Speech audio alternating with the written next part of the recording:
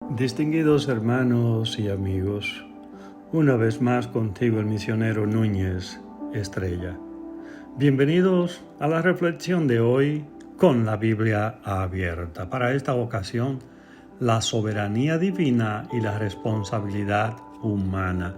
Agradezco que lo comparta con otros para temas de medicinas o mensajes bíblicos, o tal vez alguien necesita una consulta médica, entender los resultados de laboratorios. Podemos hacerla vía teléfono o correo electrónico. Para más información visite mi canal de YouTube, Dr.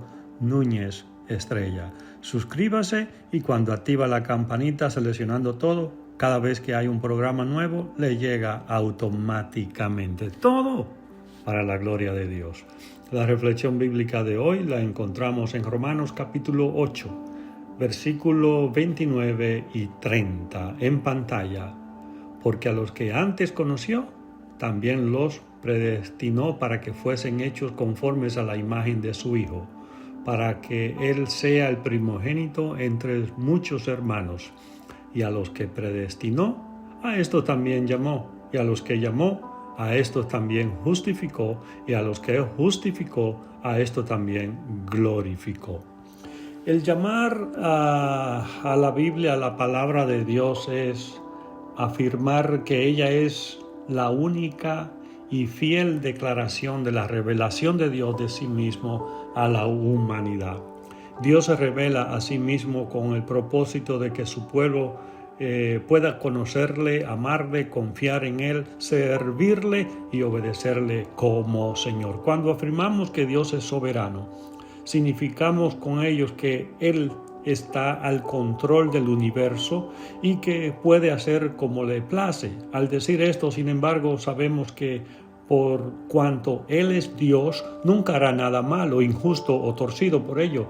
Decir que Dios es soberano significa sencillamente dejar que Dios sea Dios.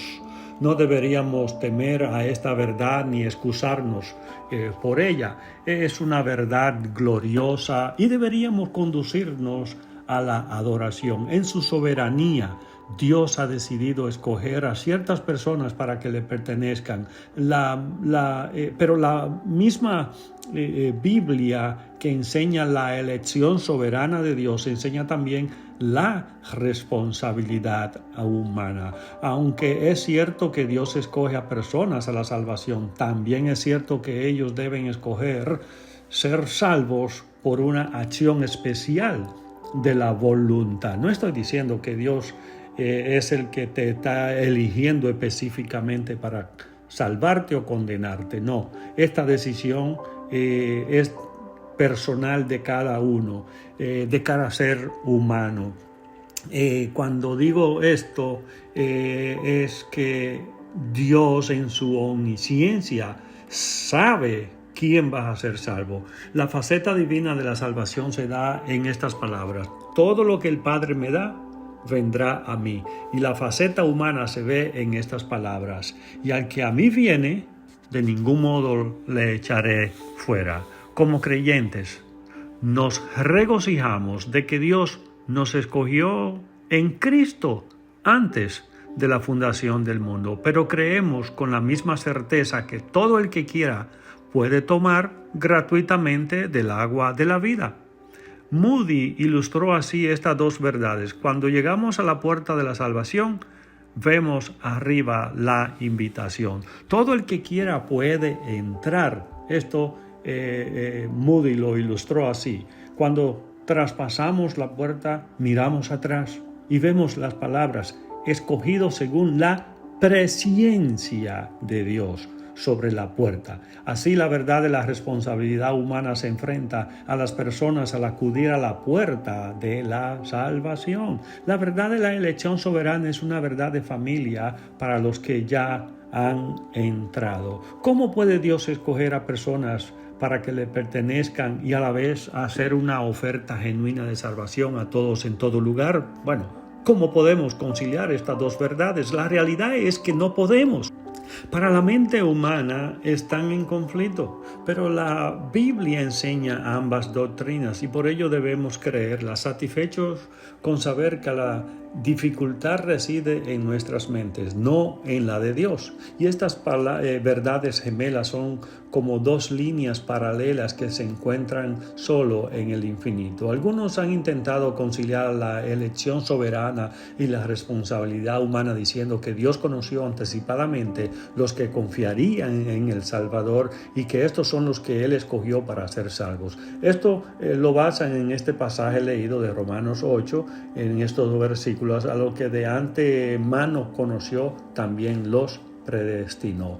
Ahora bien, el apóstol Pablo sigue el majestuoso alcance del programa divino dispuesto para llevar muchos hijos a la gloria. Primero de todo, Dios nos conoció de antemano en la eternidad pasada. Y no se trata de un sencillo conocimiento intelectual, por lo que respeta el conocimiento. Él conocía a todos los que jamás nacerían, pero su conocimiento anticipado abarca solo a aquellos a los que predestinó a ser modelados conforme a la imagen de su Hijo. De modo que se trataba de un conocimiento que jamás podría quedar frustrado. No es suficiente decir que Dios conoció de antemano a aquellos que Él vio que un día se arrepentirían y creerían. En realidad es su conocimiento lo que asegura el arrepentimiento y creencia finales. Que pecadores impíos fuesen un día a ser transformados en la imagen de Cristo por un milagro de la gracia es una de las verdades más asombrosas de la revelación divina. Naturalmente no se trata de que vayamos jamás a tener los atributos de la deidad o de lo que es la triunidad o siquiera que vayamos a tener la semejanza facial de Jesucristo, sino que seremos moralmente como Él, absolutamente libres de pecado, es lo que quiere decir, y que poseeremos cuerpos glorificados como el de Él. En aquel día de gloria, Él será el primogénito entre muchos hermanos. Primogénito significa aquí el primero en rango u honor. Él no sería uno entre iguales, sino aquel que tiene el puesto supremo de honor entre sus hermanos y hermanas. Todo aquel que fue predestinado en la eternidad, a este también llamó en el tiempo. Y esto significa no solo que oye el que oye el Evangelio, sino que responde también al mismo. Por ello, es un llamamiento eficaz. Todos son llamados. Este es el llamamiento general, pero también válido de Dios, pero solo unos pocos responden. Este es el llamamiento eficaz, o sea, el productor de conversión de Dios. Y todos los que responden a esto también justificó. Se les da una posición absolutamente justa delante de Dios. Son revestidos de la justicia de Dios mediante los méritos de Jesucristo y son por ello aptos para la presencia del Señor. Y a los que justificó, a esto también glorificó. En realidad no estamos aún glorificados, pero es algo tan seguro que Dios puede emplear el tiempo pasado al descubrirlo. Estamos tan seguros de nuestro estado glorificado como si ya hubiésemos recibido. Este es uno de los pasajes más energéticos del Nuevo Testamento acerca de la seguridad eterna del creyente. Por cada millón de personas que son conocidos de antemano y predestinados por Dios, cada uno de este millón serán llamados, justificados y glorificados. ¡Qué verdad tan magistral de nuestro Dios! Ni uno faltará. Y dice Juan en el Evangelio según San Juan, capítulo 6, versículo 37, todo lo que el Padre me da, vendrá a mí, y al que a mí viene, no le echo fuera. Y este versículo es muy importante porque declara en pocas palabras dos de las enseñanzas más importantes de la Biblia. La primera es que Dios ha dado ciertas personas a Jesucristo y que todo aquel que Él le ha dado será salvo. La otra es la enseñanza de la responsabilidad humana. Para ser salvo, el hombre, la mujer, ha de acudir al Señor Jesús y aceptarle por la fe, creyéndole a Él y arrepintiéndose y convirtiéndose. En otras palabras, el Señor Jesús enseña que todos los planes de Dios quedarían finalmente cumplidos con respecto a la salvación de los que fueron dados. Si alguien es salvo, lo es debido a la libre gracia de Dios. Pero si alguien perece eternamente es por su propia culpa. Todos los hombres y mujeres están condenados por su propia pecaminosidad y maldad. Si todos los hombres y mujeres fuesen al infierno, recibirían solo lo que merecen. En su gracia, Dios desciende y salva a las personas individuales de la gran masa de la humanidad. ¿Tiene derecho a actuar así? Bueno, desde luego, Dios puede hacer como quiera y nadie tiene opción a negarle este derecho. Sabemos que Dios nunca hará nada que sea injusto, pero así como la Biblia enseña que Dios ha escogido a cierta persona para salvación, también enseña que el hombre es responsable para aceptar el Evangelio de Jesucristo. Dios hace un ofrecimiento universal, que si alguien cree en el Señor Jesucristo, será salvo. Dios no salva a nadie en contra de su voluntad. Se ha de acudir a Él con arrepentimiento y fe. Entonces Dios lo salvará. Nadie que acuda a Dios por medio de Jesucristo será echado fuera. La mente humana parece no poder conciliar estas enseñanzas, pero deberíamos creerlas aun cuando no podamos comprenderlas. Son enseñanzas bíblicas y quedan claramente expuestas aquí. Y en 1 de Pedro capítulo 1 versículo 2, elegido según la presciencia de Dios Padre. Pero con esto se pasa por alto que la presciencia de Dios es determinante. No se trata solo de que sepa por adelantado quiénes confiarían o quiénes confiarán en el Salvador, sino que predetermina el resultado atrayendo a ciertas personas a sí mismo. En otras palabras, aunque la Biblia enseña elección, nunca enseña la reprobación divina. Pero alguien puede objetar, si Dios escoge a algunos para bendición, entonces necesariamente escoge a otros para destrucción. Pero no es cierto. Toda la raza humana quedó abocada a la condenación por su propio pecado, no por ningún decreto arbitrario de Dios.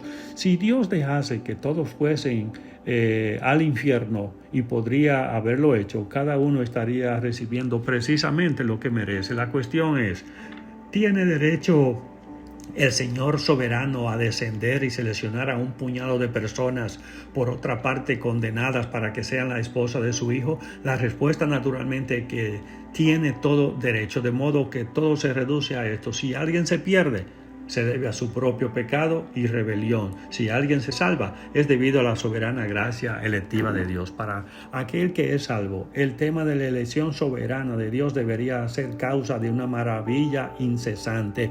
El creyente mira a su alrededor y contempla a la gente con mejores caracteres, mejores personalidades y disposiciones que él, y se pregunta, ¿por qué el Señor me escogió a mí? ¿Por qué me diste oír tu voz y entrar mientras hay lugar, cuando miles deciden de modo miserable y prefieren morir a acudir a ti? La verdad de la elección no debería ser empleada por los inconversos para excusar su incredulidad. No deben decir, si no he sido elegido, nada hay que pueda hacer acerca de ello. La única forma de saber que ha sido elegido es arrepintiéndose de sus pecados y recibiendo al Señor Jesucristo como su Salvador. Tampoco deberían los cristianos evangélicos emplear la verdad de la elección para excusar una falta de celo evangelístico.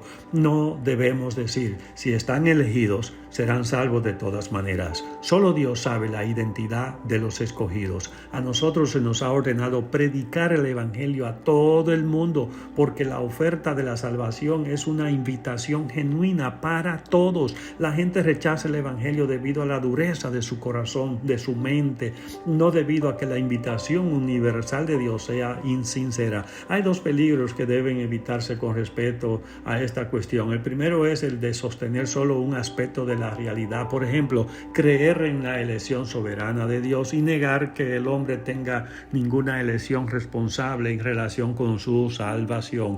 El otro peligro es desatar excesivamente una verdad a costa de la otra. La perspectiva escrituraria es creer en la elección soberana de Dios y creer con la misma intensidad en la responsabilidad humana. En esto debe pensar. Será hasta la próxima en la voluntad de Dios. Que Dios siga bendiciendo su vida junto a los suyos.